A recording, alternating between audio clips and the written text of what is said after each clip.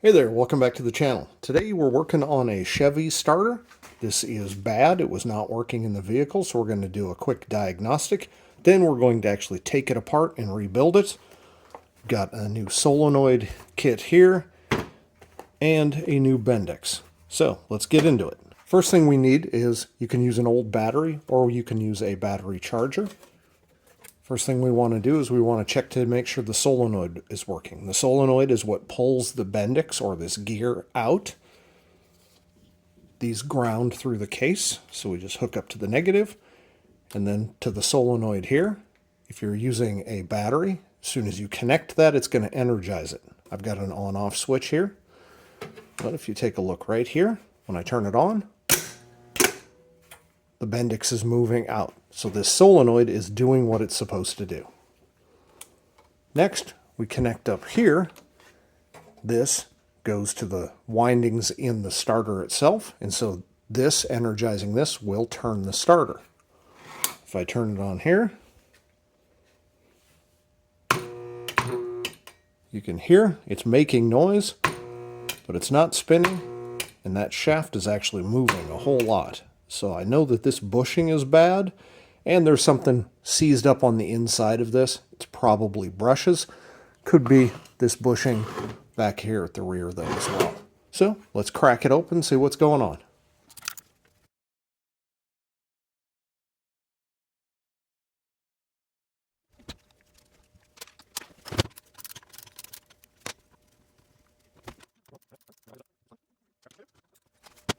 You can see this is actually a rebuilt before, but this is unlike most rebuilds where, you take it to the auto parts store and bring it back. This was actually taken to a shop and rebuilt,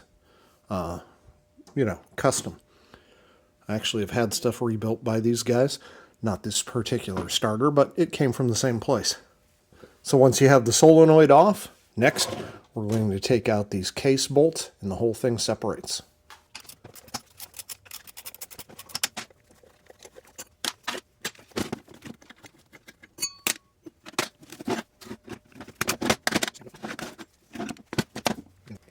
So the first thing we want to take a look at is these are the brushes here, here, here, and here. You can see this brush is completely gone and it's all the way down to this. So that may have been what was hanging it up.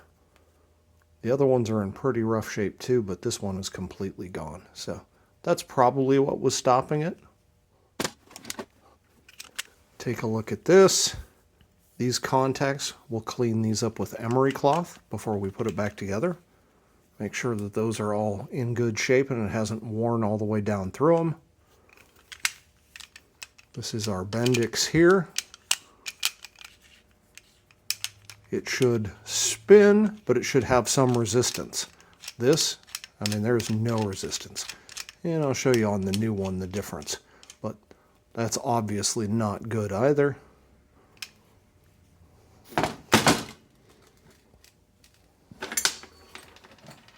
There's a bushing in this rear cap. This one doesn't look horrible, but we may pull that one out and replace it.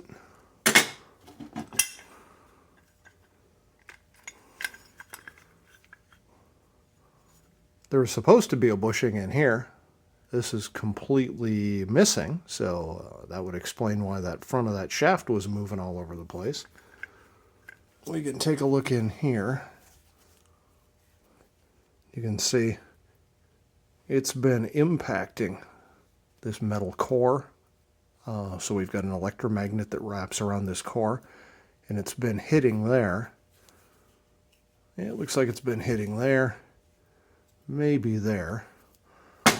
So you want to inspect this, but you can see the wires are buried down in here pretty well.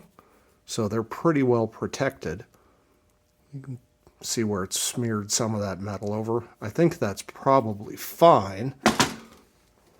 The reason it was impacting this is undoubtedly because that front bushing was missing. So there was nothing centering it in here, and it was causing it to hit. Let's talk about how this actually works. We've got this metal chunk here, and really that's all this is a metal rod, right? And so it moves like this. So when this gets pulled, this goes forward. This solenoid is just a big magnet. That's all it is. And when we energize this magnet by sending power to that post, it pulls on this like that, and it goes up into the housing of the solenoid. And when it pulls on this, this goes forward. That fork sits right here, and so it goes forward and causes this to move up. That's all it does. And so that pulls it forward, and then it energizes it to spin, which then turns against the flywheel or flex plate. And these are designed so it rotates one way, but not the other. So this is the direction that it turns on the flywheel, which gets it started. And then when the flywheel starts moving faster than the starter, this moves like a ratchet. So this pushes against the flywheel until it starts, and then it pushes the starter out of the way, and this comes back when you let go of the key. This gasket here actually indicates that this is probably an old marine starter. This came on marine applications, but I don't think I've ever really seen it on an automotive application. This thing is shot. I could buy another one, but really I'm not too concerned about it, so we'll just tear that off and throw it away. Other things to look at when you're doing your inspection: make sure that this is in good shape. This plunger, they rarely wear. But there's this fork, this activation fork. Look at how worn that is. That stud is supposed to be completely round, but you can see it's completely flattened off here and over on this side as well. You can get replacements for these. I've got one ordered, but even with this, it would still work just fine. I don't think it needs to be replaced. Now the nose on this one, as you saw, there was no bushing. We'll take a look at that here in a minute. I suspect that that's going to need some work because that shaft was riding right on the aluminum and it probably wore it out. Over here, the Bendix, or starter drive. I don't actually know why it's called the Bendix, but the starter drive itself, the way it works is it's kind of like a ratchet. It should only go in one direction, but not both. You can see I can turn this in both directions. It does catch sometimes when I go this way. Not terribly often, but it turns super easy in the backward direction. And if we take a look at the replacement, here's the replacement part number. It takes a fair bit of effort to turn it. I mean, it's not super hard, but it isn't just turning. And it has zero backwards motion.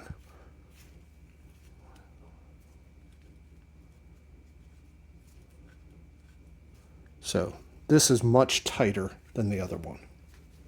These also do have a bushing on the inside here. You can kind of see it down in there. You should check that for wear. The easiest way to check for wear is see if it wobbles on the shaft. So here.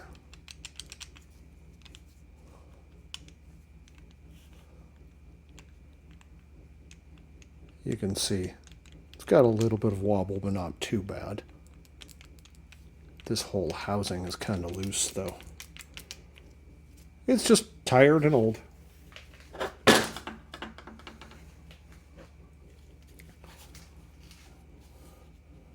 These brushes, again, this is what was bad on this one. This one's completely gone. Here's the part number for new brushes. You can see here's the old one, and here's a new one.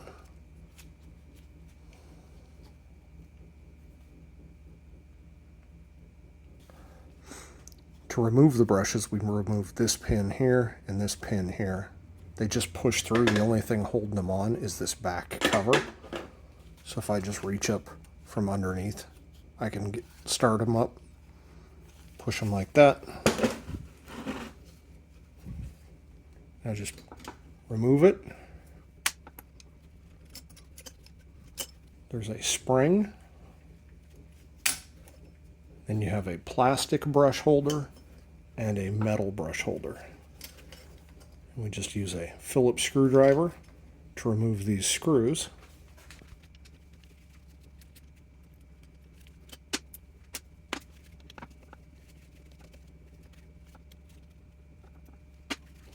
The plastic brush holders go to the wires that go down to the field windings.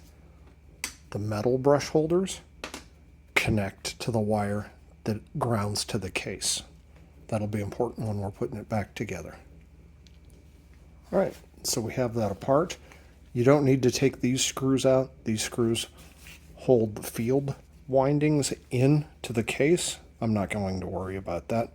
I am going to take this over and give it a clean up in the solvent tank though. There's a bunch of junk in here. The contacts back here, you want to clean that up with maybe fine emery cloth or Scotch-Brite. Basically any kind of a glaze that's on it you want to get off so that you get a nice contact with the brushes. Now on the back here, we've got this spacer. It's actually a thrust washer. It's made out of leather. Some kits provide that as a replacement.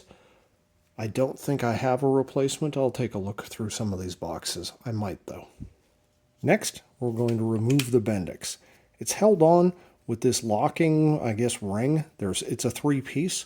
So we've got this cup that just comes off. And then there's a collar and there's a ring down inside of there. To get that collar off, I find it's pretty easy if you just take a socket. This is a 1/2 inch. Goes over that shaft, but hits that real well.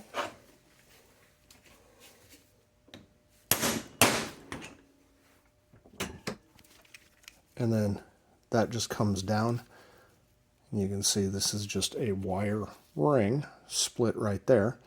And you can usually grab onto it with some pliers and just pull it up.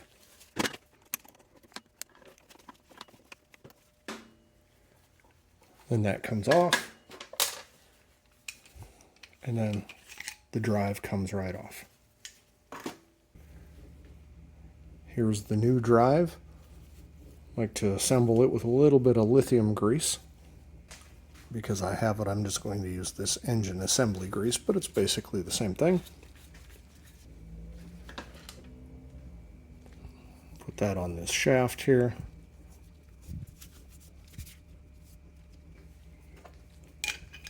Slide the new drive down on.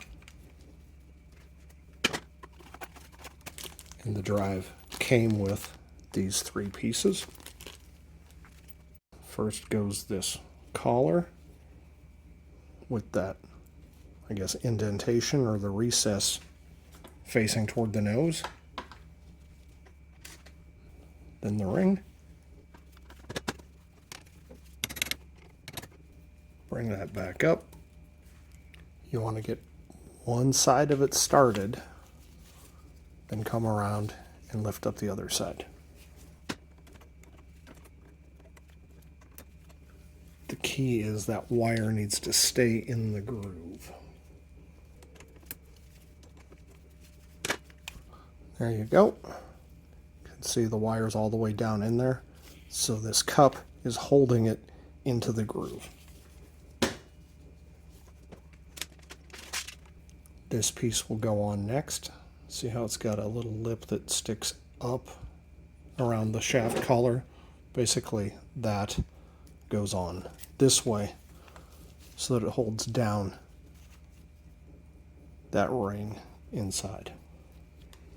This kit, which is for a different GM starter, does have the leather washer in there and some bushings. So we can just put that on. It doesn't matter whether you go smooth side or the rough side out.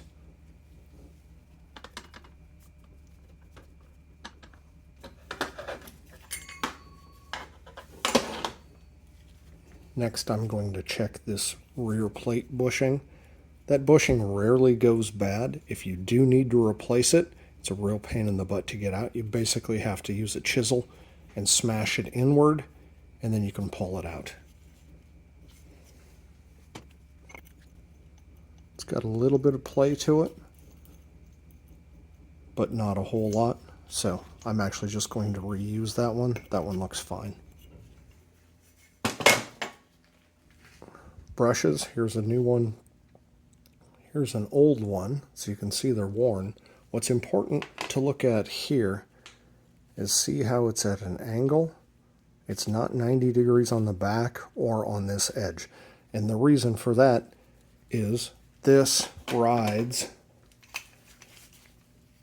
on here, and so you want it to be sloped just a little bit so that it isn't catching. If you put it in backwards like this, it's going to try to gouge in and it actually won't ride flat on it. So you want it like this.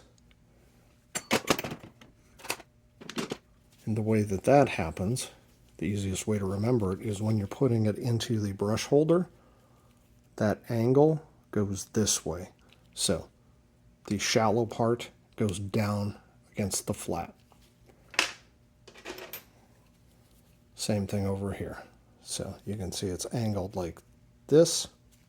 If I can get it to focus, that angle goes in here. Again, the wires that go right to the case are the grounds.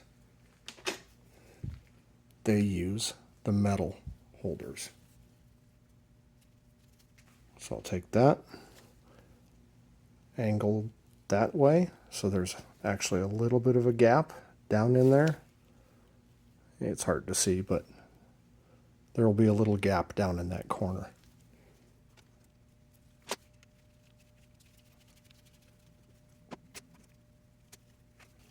Take one of the plastic ones, again, angled that direction, and it goes on one of the wires that's connected to a field winding.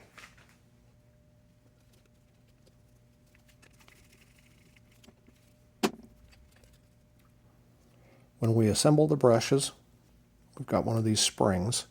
This arm and this arm, these go on the back side of the brush holder to help push it in, and then this angle goes around the pin. In order to get those to hold together a little bit better, sometimes you can give them a little squeeze to give you some friction.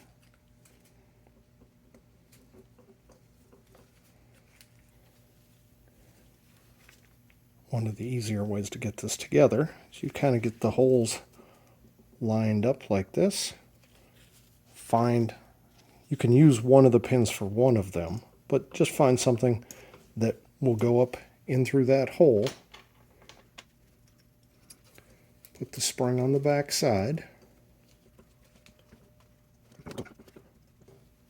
Then get it down in.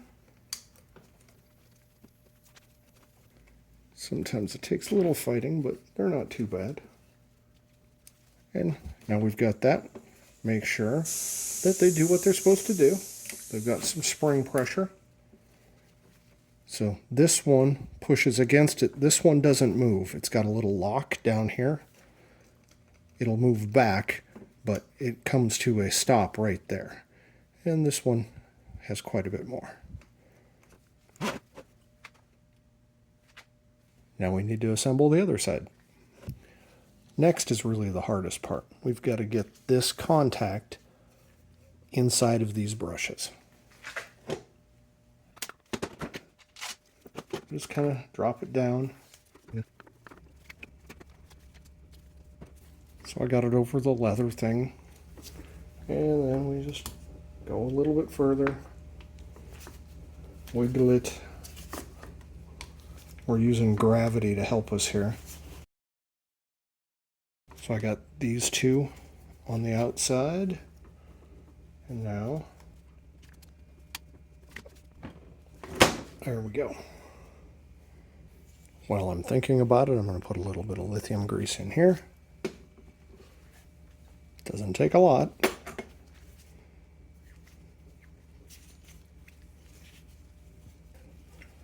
All right, next up is to do some inspection here. If you want to replace this fork, there's a snap ring right here. It's just an external, so you need a really small set of snap ring pliers or just a small screwdriver, and you can get in between, open it up. Pull this pin out, and this comes right out. In this case, I'm just going to tear or cut this off, because it was in horrible shape anyway. Again, I think it's only for a marine starter.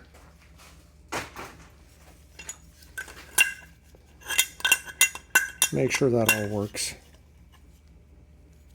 My biggest concern here is this nose. Now, you'll see this is open. A lot of original ones, if you find one that's that old, this will be closed up. When they rebuild these, they drill that out so they can push the bushing out. If you have one that is closed and you want to replace that bushing, and usually that bushing is bad, you need to drill that and then push it out. So this bushing we want to insert from the inside, not from the end. If I go in here, since this is a high torque version, this is more closed. A lot of them will be more open. It's a lot easier to get in here. Now that should not go in like that. Typically you'd put it in there and then tap it in with a drift or something along those lines. They go in fairly easy, but it shouldn't just fall in. To make this fit, I'm actually going to use this tap. It is, looks like a 7/16 national course. It's actually out of a helicoil set, but it fits that far in and then stops, so it's really close. By driving this in, it's going to take this aluminum, and right now the edge is like this. When it builds the thread, it pushes it apart and that comes up. So as the tooth comes through, the metal moves apart and moves up just a little bit. That should give us more than enough to actually hold that. In fact, it might be to the point that I'll have to run a reamer back through it. But I'm going to put this in and we'll see what kind of luck we have there.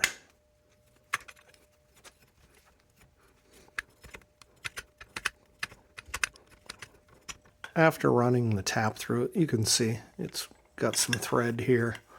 Look at how oblong that hole is though. No threads there. Then back to threads here. There's a little bit of a bite there, but it only is at the very end here. I've test fit the bushing. It's still fairly loose in there. It's a little bit better than it was. So now that it's got those grooves, that can actually hold an adhesive. So I'm going to use Loctite Red and coat that and then push that bushing in.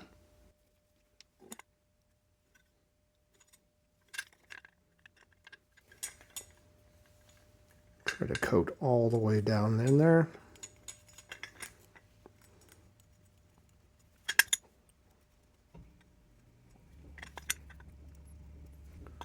All right, now we'll put in the bushing from the inside still.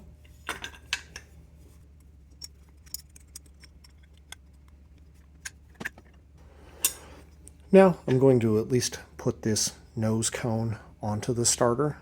The hope is that this shaft will hold that bushing aligned.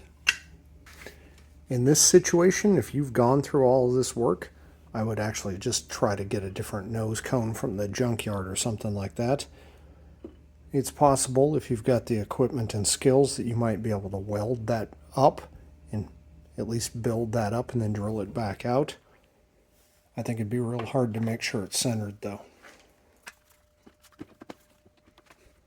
I'll just clamp that together until that dries. Loctite 271 is good to 300 degrees Fahrenheit. 272 is a higher temp. I believe it goes up to about 450 or 500. JB Weld, just standard, is 500. So if I had JB Weld, I would have used that here. Right now, it's kind of iffy whether or not that's going to survive. But let's continue putting it back together. In all of this messing around, this came off, so make sure that that is still on there. Assembling this, it's easiest to have this in the, I guess, rearward position or toward the back. So if you push this in, then you need to get the fork into this groove here. Just like that. And we've got the threaded hole here, and then 180 degrees from that. And the rods have to go down through here. So you need to align this spot with one of those. We want to make sure that this contactor is also right here at the solenoid. Take our back cap, put it on there. Run that down in, get it started.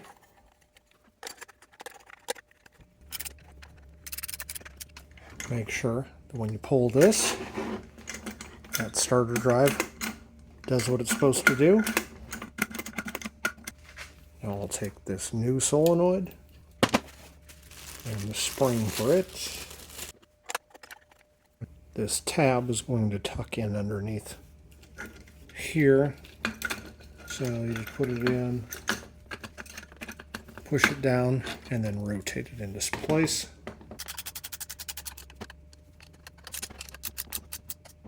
Now we need to connect this part of the solenoid to the field windings.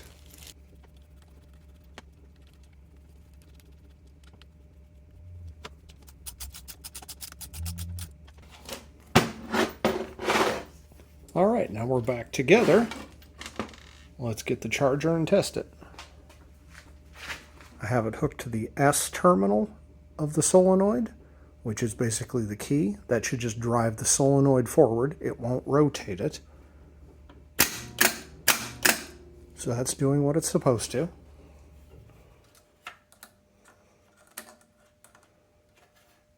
Now if I hook it to this post here, that will rotate it, and it didn't before.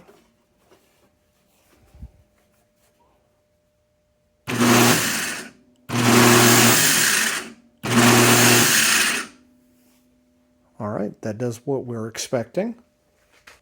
Now if we want to test the full operation, you put power here, and then if we bridge these two, it will both move out and rotate.